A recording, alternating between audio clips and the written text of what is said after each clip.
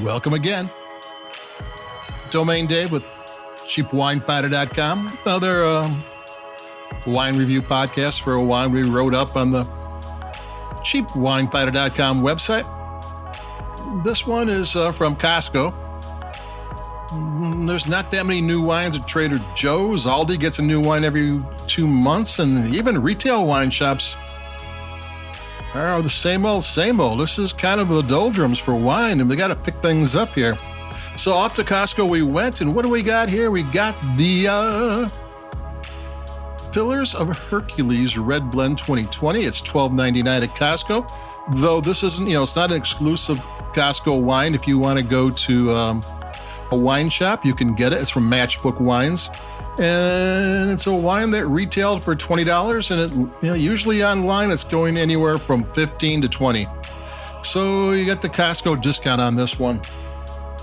It's from Dunnigan Hills, which is north of Lodi. It's in the Central Valley. It's one of the wines, the independent wine AVAs. It is northeast of Napa and east of Lake County. So you can kind of near 30 miles away from Sacramento.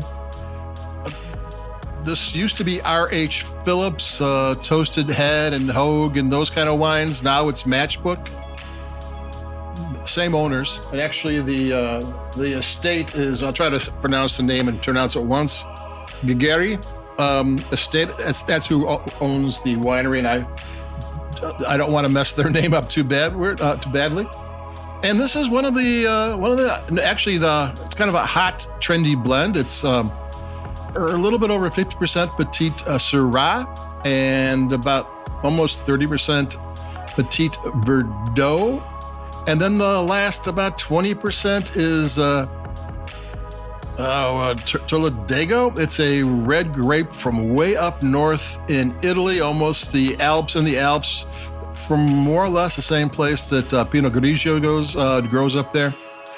And Dunnigan Hills is a very Mediterranean place, so those type of grapes, though it's a little cooler that way, Mediterranean style grapes do well there.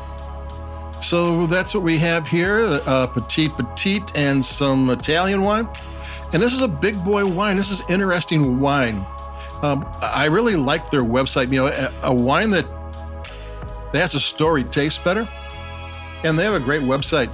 They have pictures of their vineyards, and they talk about them, and they give you elevations. And I think they have like 10 vineyards. They're all right together. A lot of places they're spread out. No, these are all together. You're like where one stops, the other one starts. And then they actually skipped how long this wine was in oak barrels, but they mentioned who the cooperages was. And there's one cooperage did a blend of American and European oak. The other one did American oak, and the other one did the specialty barrels that were only from oak trees that are 125 years old or more. So this is not a slap together wine. I'm gonna take a sip.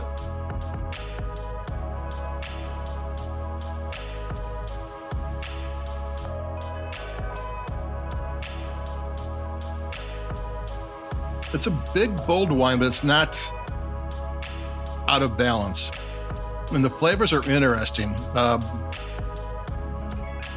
kind of used to, there's been a few Petite Syrah, Petite Verdot wines lately.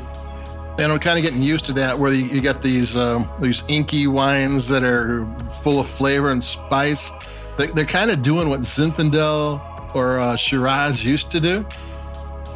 And then I don't want to pronounce it, Toledago. That's adding something kind of unique to this.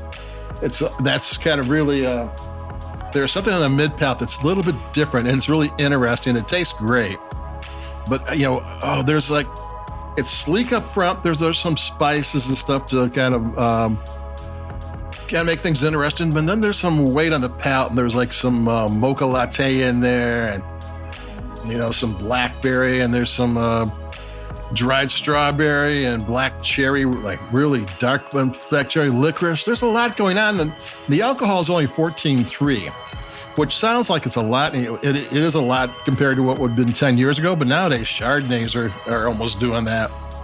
So it's for a big, bold wine, it's got a steady hand made this wine. It didn't go out of whack. It stayed in its lane. Everything is kind of balanced. The flavors are interesting. Petit Syrah, Petit Verdot blend isn't that common, though there's more and more of it. But with the added third grape, which I won't pronounce because I'm going to butcher it. If you go to the store, I want a grape, I want this. They're not going to know what you're talking about because I completely butchered the name. But it made for a really kind of nice wine. And it's a state wine. They didn't say which of their 10, 12 vineyards it came from, but they produced it and they bottled it. And they put the family name on it, not Matchbook. The family owns Matchbook.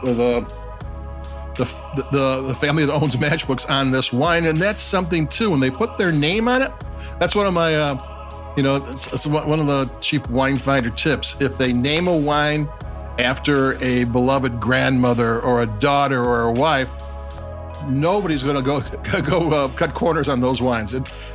If it's, if you can get it for a good price, buy that price because they're going to try their hardest to make that a good wine. So that's it for me. We're talking about the Pillars of Hercules Red Blend 2020 at Costco for way cheaper than everybody else. $13 is going to be a good $5 more everywhere else. It's a really good winter wine, fall wine, spring wine, heck, summertime in the air conditioning. It's a solid wine. It's tasty. It's a big boy tasty, great for a steak, stews, the roast. I mean, that pizza and that kind of stuff too, because it's only $12.99. But this will stand up to fancier food. So that's it for me. This time I have to tell you to push a button somewhere and say favorite or whatever, if you will. Thanks. And we got more wines coming up like we always do. This is what else is there to do in January except stay warm and have a nice glass of wine. So adios, keep it cheap, and I'll be talking to everybody in a couple days. Bye-bye.